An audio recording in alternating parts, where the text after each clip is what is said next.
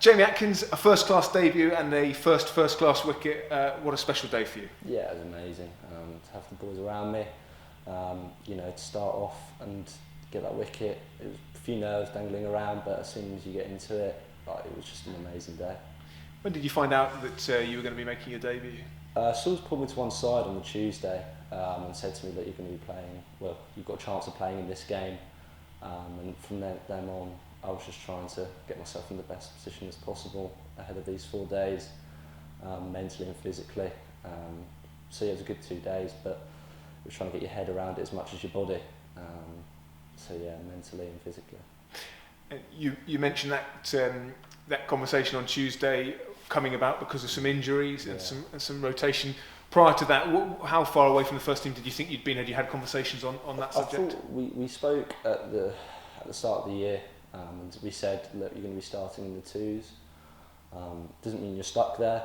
If you put in a few good performances or there's a couple of injuries, like you said, you can easily get a call up, and it was just about making sure that I got enough overs in there and I was bowling well, I was hitting my line length as much as possible, trying to keep the economy down, and then to be in the best position possible for if I do get a call up. And opening the bowling with Henry Crocombe, two very young bowlers, I think 37 years between you. That's a great vote in confidence in the young players that we got here. Yeah, I mean, it was quite surreal. I spoke to Croaks earlier in the morning and we said, did we ever think that we'd be opening the bowling in a first-class game here against Lancashire, against Keaton Jennings and Davies?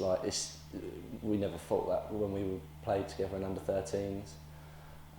So yeah, it was quite surreal at the time. I remember thinking as we were out there, Croaks was bowling that first over. It was amazing, especially to be out there with Cast as well, who I've played with for a while. All the blokes there were really good today. And how big a difference does that make for someone like you in their first year as a professional, having these guys that you've grown up with sharing the same experiences as you? I mean, it's a lot easier. There's been times where I've been a few years ago where it's just you're the only youngster there training with the pros, and it's a daunting experience, especially with some of the names we've got at the club, CJ, Joffre. But yeah, it's a lot easier. You settle into that dressing room so much easier, especially Clarkey and Haynes, who I've played with as well. They're not the same year as me, but to grow up and play cricket with them, it's weird, but it's also good as well. And Ben Brown, the captain, how's he been in terms of welcoming you guys in, and particularly this morning before you bowled that first ball with the new ball, what kind of things was he saying to you? He was really good all day. He was so supportive, especially of all the young players as well. It wasn't just me. It was just because of my debut. When Croaks was bowling, he was just as supportive, and he's just been really good for the youngsters. He's helped settle them into first class cricket really well. You look at Croaks now hitting his line length immaculately. Carson, who's just taking wickets for fun. He's a massive reason as to why it's been such a quick transition from the academy to the pros, and also Richard Housel as well. Alongside that, we're training as if we're pros when I was in the academy, and it does help you settle in much easier. But Brownie was massive today, especially during that second and third spell. To have that confidence in me, in quite a pivotal situation of the game, looking for wickets from a roll, to hand that ball to me, and especially the new ball as well, it's massive. It gives you so much confidence. Touched upon it there, the big moment, your first class wicket. Dane Villas, who scored a big 100 against us up at Lancashire, that's a pretty good first scalp. Yeah, I mean, I saw that he scored a ton against us last game. I wasn't thinking much in my mind about that at the time. I was more thinking just try and bash away as hard as I can at that top of off stump, and building pressure. You'll get a wicket at some point. You get rewarded by it, and at the time it was just amazing. At the time, all the lads coming around you as well. It's a really good experience. And I guess it was a wicket that actually showed your attributes as a bowler, in that you're tall and you're quick. And the ball got big on him, and he couldn't quite get on top of it, chopped it on. Yeah, it's something I've been working on for a while now. Is my pace. Last year I felt like I was in a really good rhythm, and I was almost bowling at my best, and then carrying it onto this year. To try and bowl as quickly as possible all the time, to go 100% all the time is, Kurt said it best to me. You don't work well when you go 90%. You're 100%. Gutsy player, and it was just amazing to get that wicket, and yeah, I guess it showed my attributes, but yeah. And almost more impressive than the wicket was actually the way you bowled all day, going at under 2 and over.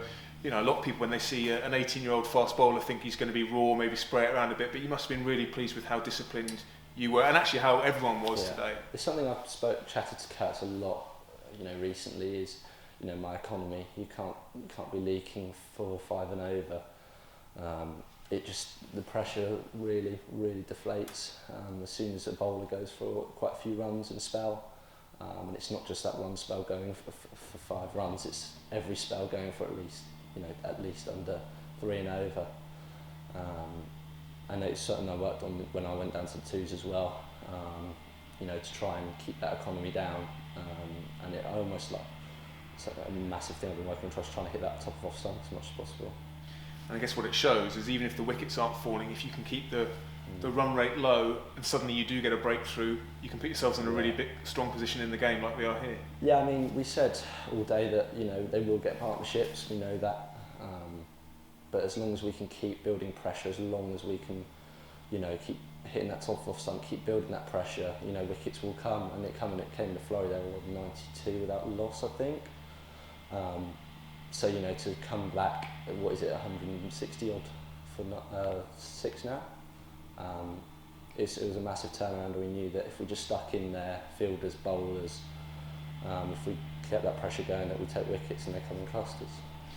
And you've obviously got work still to do in this game, but how will you celebrate tonight? I will celebrate with a dinner and bed as soon as I get home. We've still got 2 days left. The job's far from done yet.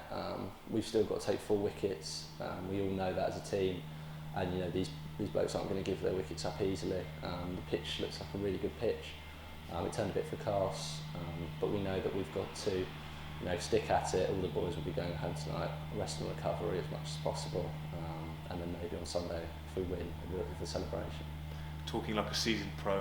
Well done, Jamie. Well Thank you very much. Cheers.